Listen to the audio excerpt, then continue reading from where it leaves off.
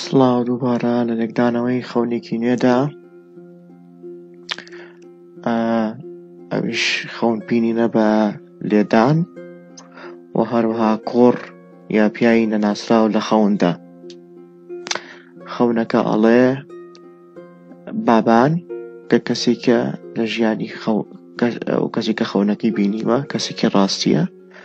بابان لە خەونمدا لێیدام بەڵام دەموچاوی ئەو نەبوو، بەڵام ئەمزانی کە ئەوە ناوەکەیان پێوتم لە خەونەکەدا کە ئەوە، بەڵام ئەو کەسێکە لە خەونەکەدا لێیدام بابانی ڕاستەقینە نەبوو، چڕوچاوی نەمەزانی کێیە، واتە کەسێکی نەناسراو لێیەوە، بەڵام زانیوێتی کە بابانیش کەسێکی ڕاستەقینەیە کە لە ژیانی خاوەن خەونەکەدایە. ئەمە یانی چی؟ زۆر شاکە. پێش هەموو شتێ لێدان لە خەوندا کارێکی باشە، بۆ چونکە وتمان خەون زۆر جار هێمادارە، واتە ئەوەی کە تۆ لە خەونەکەدا ئەیبینی هەمان هێما نابەخشێ، هەمان مانا نابەخشێ لە ژیانی ڕاستیدا. باشە، لێدان کارێکی باشە. گەر کەسێک لێت بێ یا تۆ لە کەسێک بیەی، واتە کەسێک وزە ئەبەخشێ بە تۆ لە ژیانی ڕاستیدا، کەسێک جۆش و خڕۆشە خاتە ناو مێشک و ناوجەستەی تۆ و دەرونی تۆوە. بۆ نمونەگەر تۆ بێتاقەت بی ببینی خەڵک ببینی کەسێک لێت ئەیە، واتە جۆش و خڕۆشت هەیەکەوێ، واتە بێتاقەتێکت نامێنە ژیانی ڕاستیدا، واتە دڵت خۆشە بێ یا قازانجێک بە تۆ ئەگەیەنێ لەو جۆرە شتانە.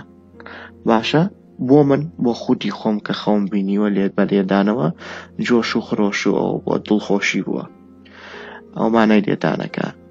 کوڕ یان پیاوی نەناسراو لە خەوندا بەمانای کرداریەت، یا کرداری تۆ خۆت، یانیش کرداری کەسێکی بەرامبەر کە لە خەونەکەدا بێ، خەونەکەدا باسەکە. واتە بە کوردی خەونەکە یانی چی؟ خەونەکە لێرەدا ئەڵێ پیاوێکی نەناسراو لێیان، بەڵام وامزانی کە بابانە لێم ئەیا لە خەونەکەدا. زۆر چاکە، وتمان پیاوی نەناسراو واتە کردار، بەڵام ئەشت زانی کە ئەوە بابانە لە خەونەکەدا.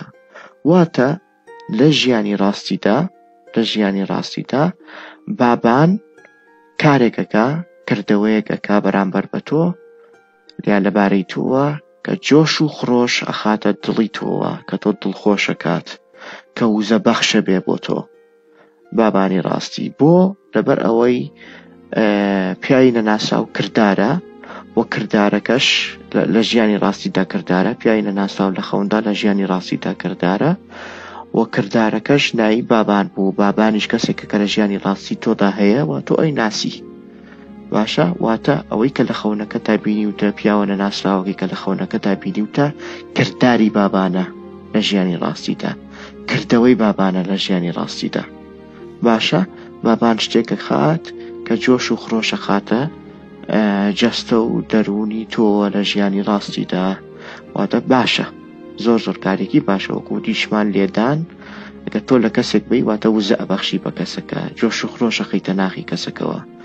واگەر کەسێکیشتە تۆ با لە خەوندا، واتە ئەو کارە بەرامبەر بە تۆکە، واتە خەونێکی باشە. واتە لێدان لە خەوندا لێدانی ڕاستەقینە نییە لە ژیانی ڕاستیدا.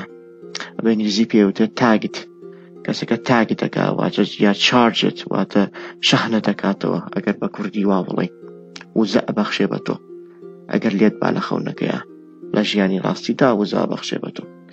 هیوادارم ئەم خەونە ئەمشی دووشیکردنەوە کورتە سوودیە بێ بۆش کەسێکە گوێ لەم ڤیدیۆی منەگرەیە، گوێ لەم ڤیدیۆیە بێ.